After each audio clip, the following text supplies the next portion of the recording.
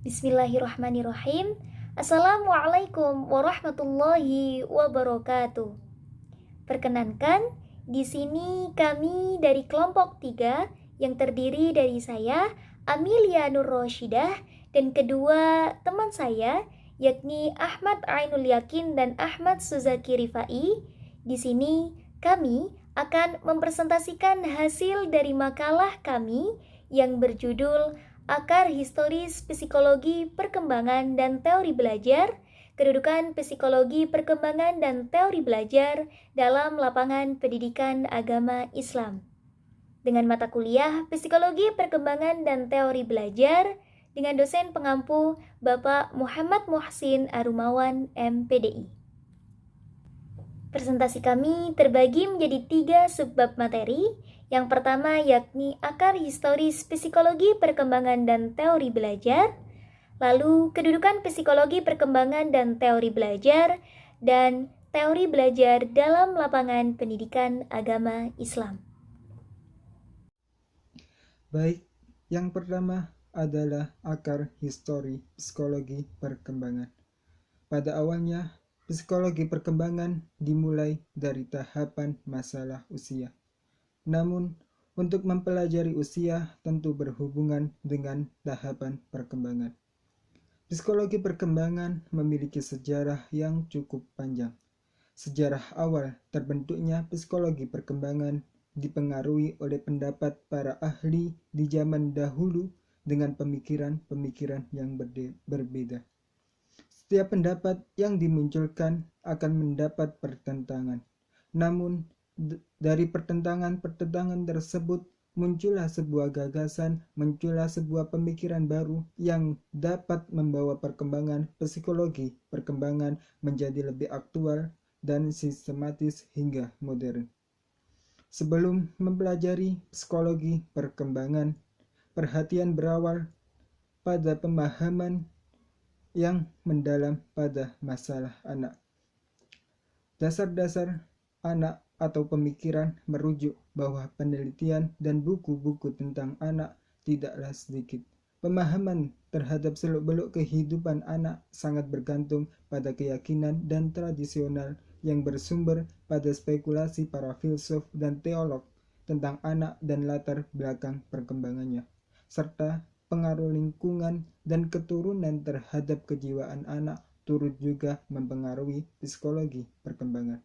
Oleh karena itu, salah satu filsuf atau Plato yang sangat terkenal mengungkapkan pendapatnya tentang psikologi perkembangan anak. Psikologi perkembangan telah melewati sejarah yang cukup panjang untuk akhirnya menjadi suatu disiplin ilmu yang berdiri sendiri. Dalam hal ini, terdapat 3 periode perjalanan psikologi perkembangan. Periode yang pertama yaitu minat awal mempelajari psikologi perkembangan anak. Pengetahuan tentang anak sebenarnya sudah lama dikenal. Zaman Romawi dan Yunani sudah ada para ahli yang memperhatikan pendidikan anak. Jauh sebelum dilakukan studi ilmiah terhadap perkembangan anak, perhatian dan penyelidikan yang mendalam tentang anak sedikit sekali dilakukan. Bahkan literasi khusus mengenai perkembangan jiwa anak masih belum ada.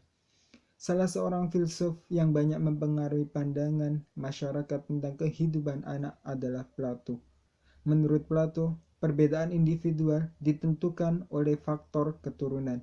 Artinya, sejak lahir anak telah memiliki bakat-bakat atau benih-benih kemampuan yang dapat dikembangkan melalui pengasuh dan pendidikan. Selain itu, Plato juga mengungkapkan bahwa tiap-tiap orang sudah ditetapkan sejak lahirnya status atau apa yang akan menjadi mereka di masa depan. Yang kedua adalah dasar pembentukan psikologi perkembangan anak secara ilmiah. Dalam periode ini sumber penting untuk mempelajari anak adalah catatan harian mengenai perkembangan dan tingkah laku. Dan yang ketiga adalah munculnya studi psikologi perkembangan modern. Dalam hal ini, dengan banyaknya tokoh-tokoh dan hasil karyanya yang terus bermunculan, Maka psikologi semakin dikenal karena membuka kesempatan lebih luas terhadap bidang penelitian. Karena dari itu, 3 periode perjalanan psikologi perkembangan dibagi menjadi 3. Yang pertama adalah minat awal mempelajari perkembangan anak. Yang kedua adalah dasar-dasar pembentukan psikologi perkembangan secara ilmiah. Dan yang ketiga ialah munculnya studi psikologi perkembangan secara modern.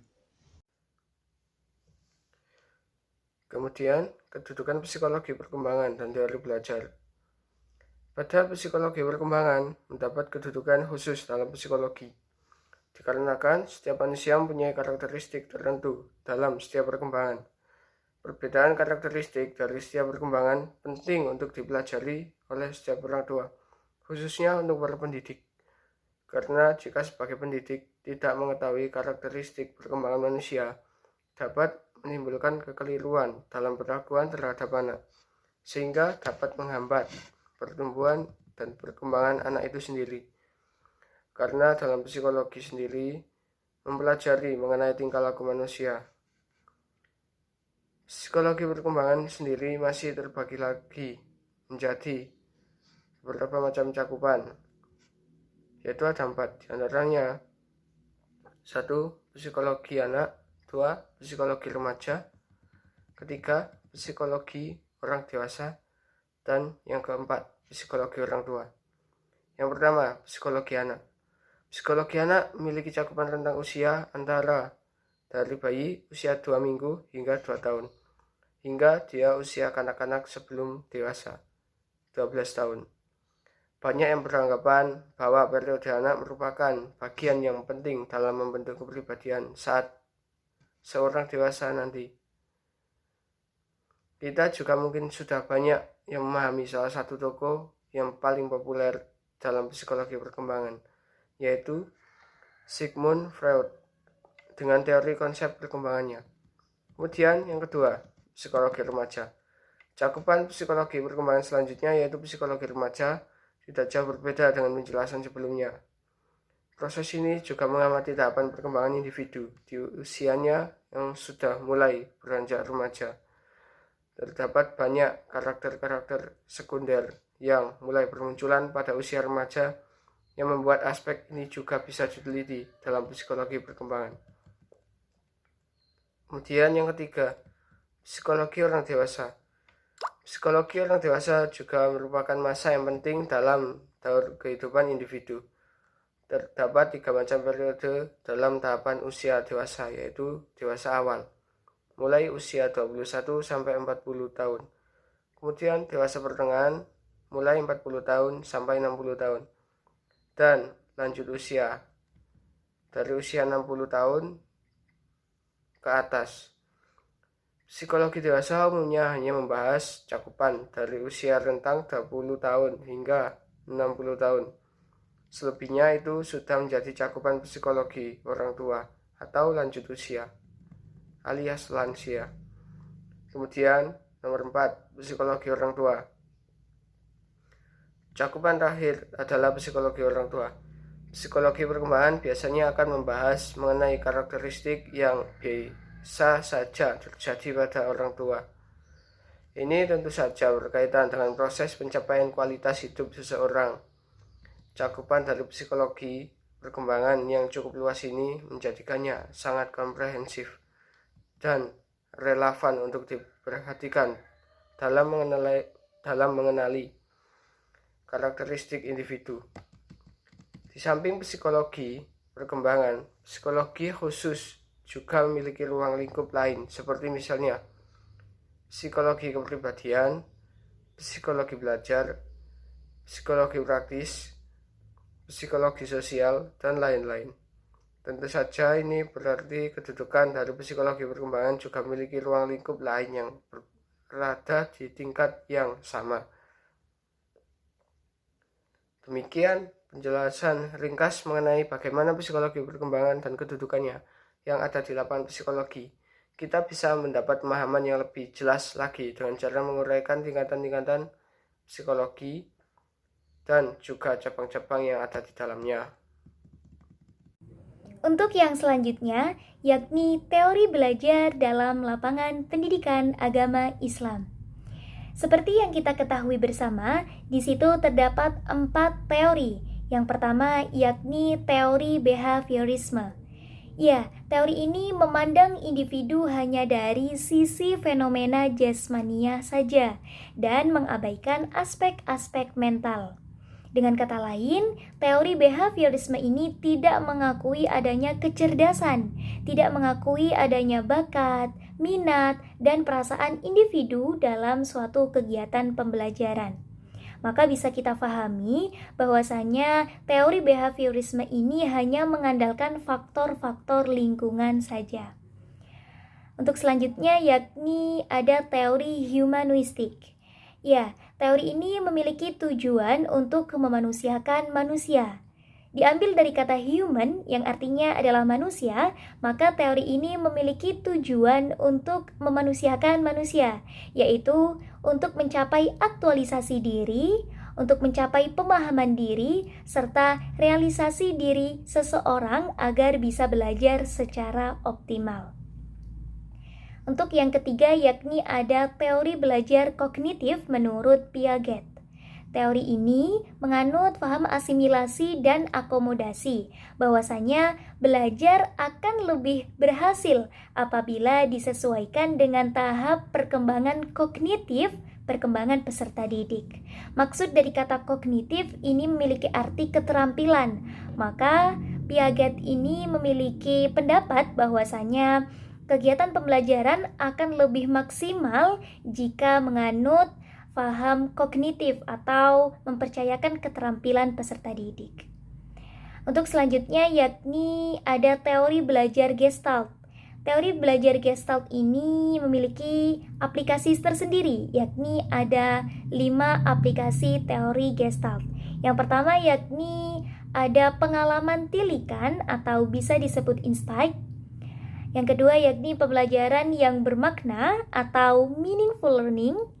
Yang ketiga ada perilaku yang bertujuan atau purposive behavior.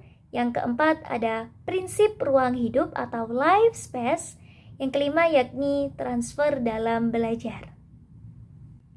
Maka dari hasil makalah yang sudah kami presentasikan tadi dapat disimpulkan bahwasanya akar historis psikologi perkembangan dimulai dari tahapan masalah usia, di mana perkembangan psikologi dipengaruhi oleh beberapa ahli dengan pemikiran yang berbeda-beda.